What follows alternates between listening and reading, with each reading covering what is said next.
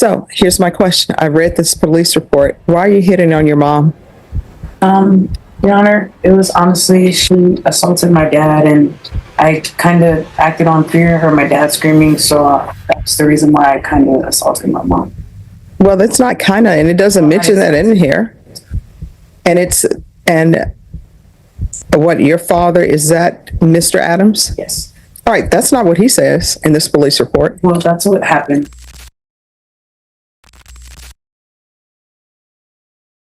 Can I have parties announced for the record for the state? Eric Pena for the state of Texas. Defense. Michael DeLeon from Ms. Adams.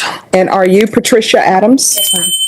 Counsel, have you received all discovery? Did you review it with your client? We have, Your Honor. Court will find that the state is in compliance with discovery. Ms. Adams, did you review the document entitled Application for Deferred Adjudication or Community Supervision with your attorney? Did you understand it? Yes, ma'am.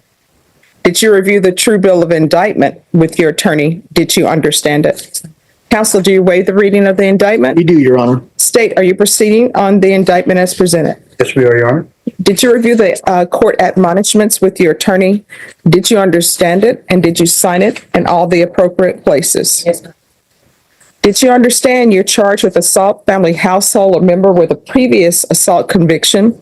That's a third-degree felony. Range of punishment is anywhere from 2 to 10 years in prison and up to a $10,000 fine. If you have a plea bargain agreement with the state, the court does not have to follow your plea. If for any reason the court does not follow your plea and gives you more than you bargained for, the fact that you entered a plea will not be used against you and you will be allowed to withdraw your plea. Did you understand? You have a right to jury trial, a right for you or your attorney to cross-examine and confront any witnesses the state would call, and the right to remain silent. By entering this plea, you were giving up those rights. Did you intend to give up those rights and enter into a plea in this case? Yes.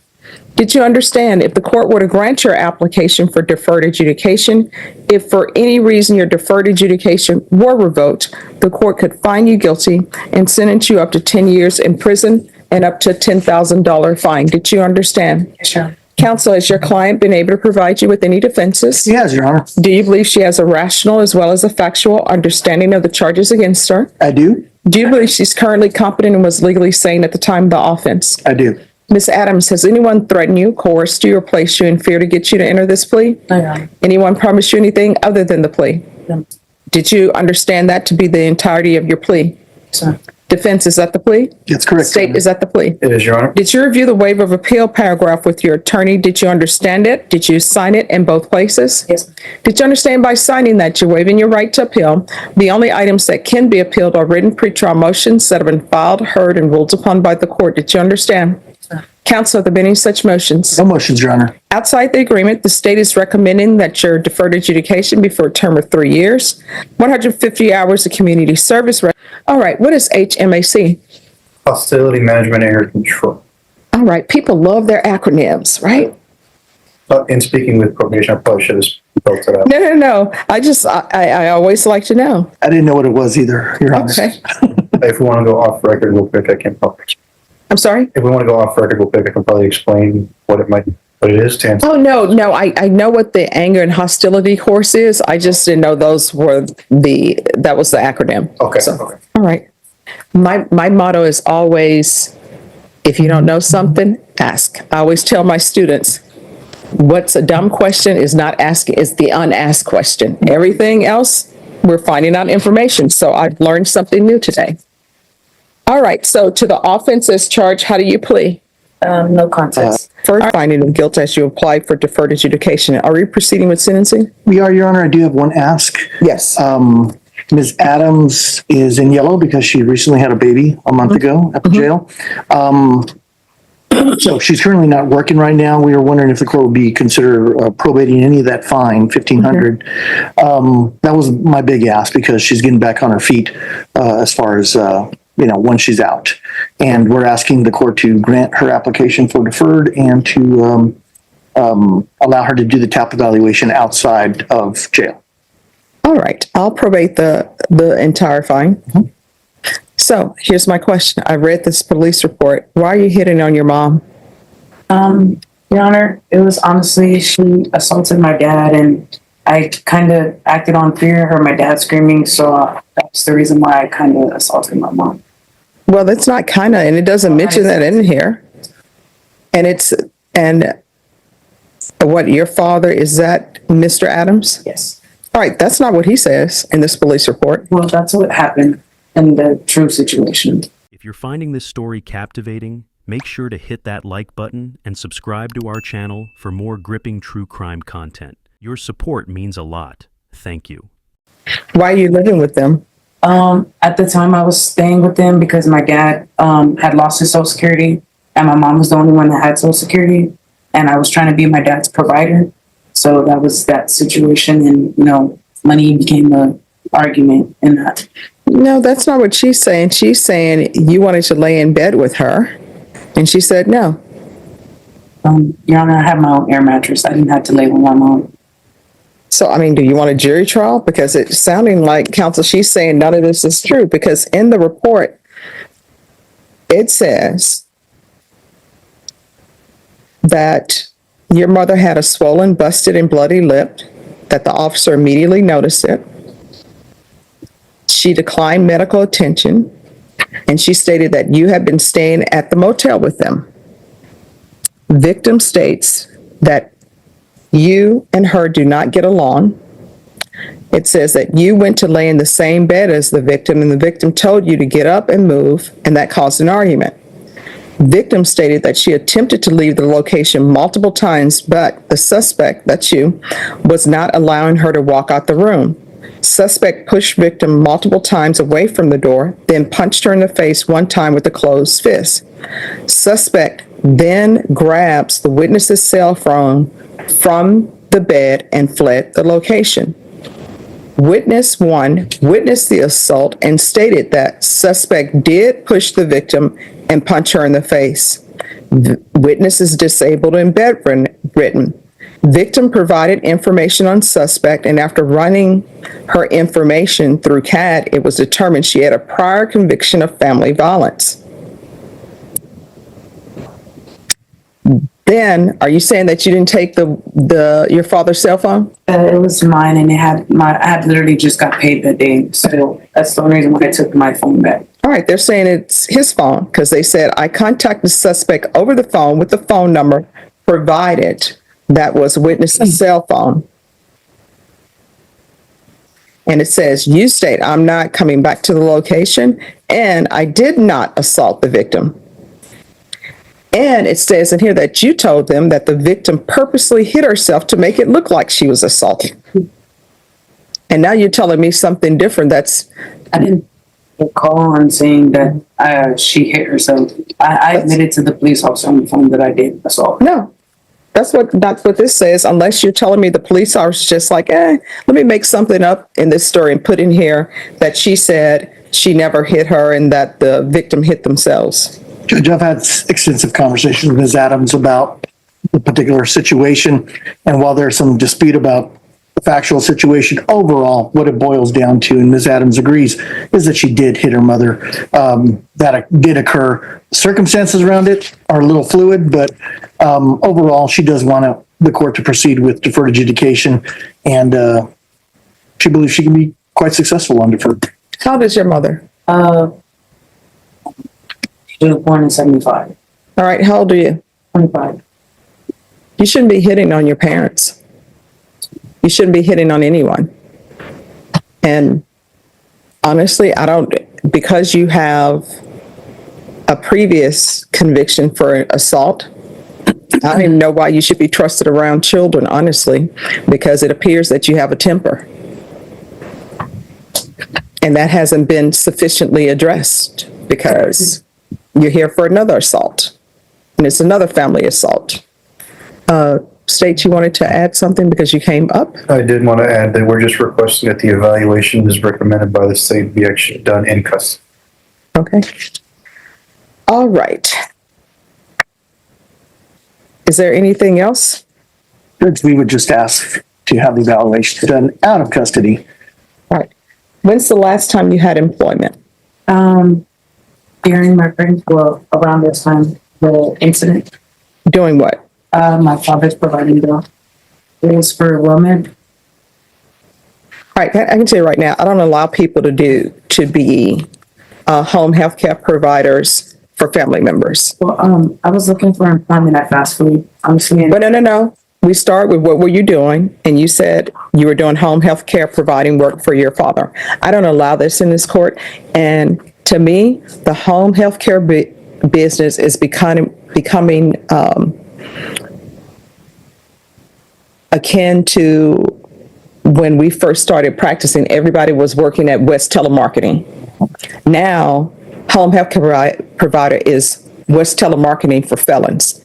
I don't allow people who are on felony probation to be home health care providers. They need to get a job. And home health care providers need to quit just looking at the bottom dollar where they're making a lot of money. Then they just hire random people to come in and watch people. Oh, you can watch them and we'll pay you $10 an hour. And then other things end up happening. There's no way you should be in charge of caring for anybody because you have a temper that you cannot control.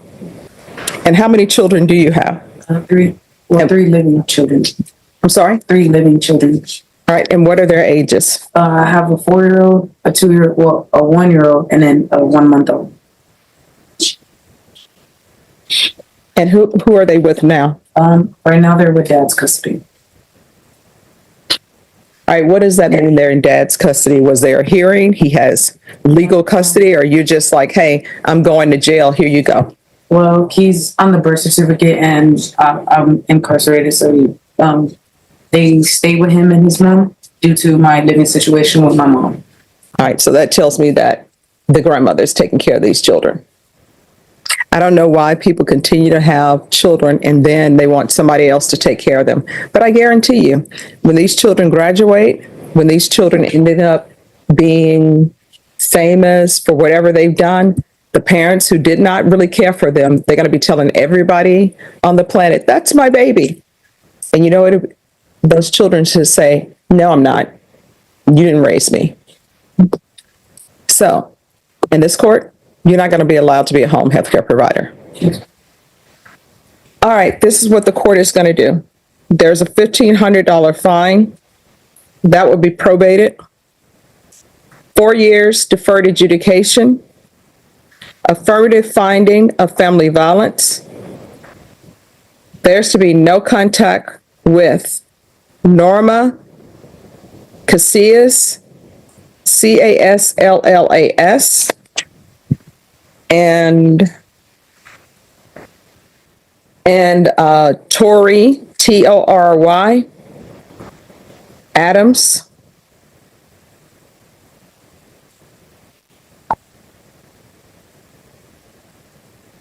There's to be no unsupervised contact with minors.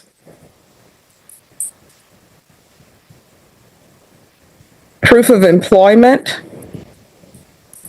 within 45 days of release. There's to be no employment as a home health care provider or with minors.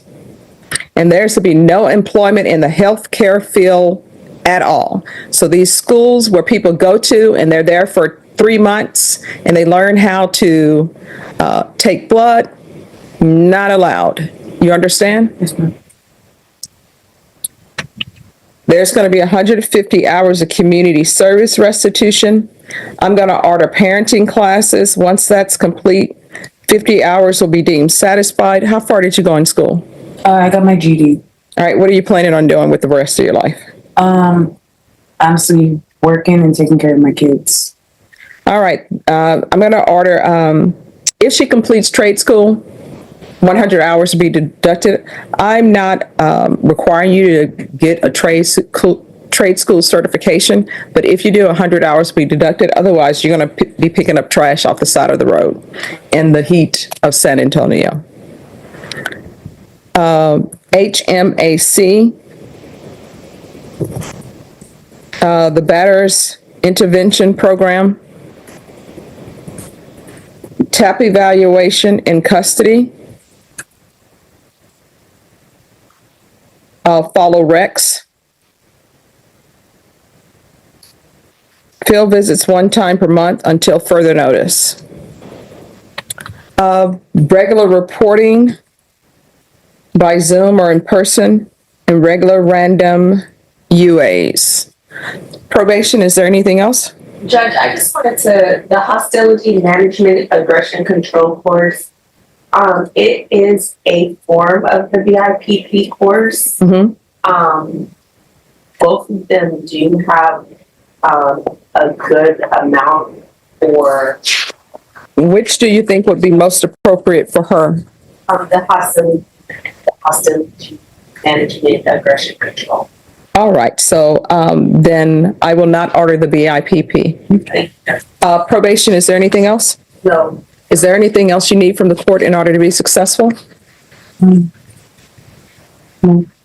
right, did you review the document entitled Trial Court Certification of Defendant's Rights to Appeal with your attorney? Did you understand it and sign it? Because this is a plea bargaining agreement, because I followed your plea bargaining agreement, and because you waived your right to appeal, you do not have the court's permission to appeal.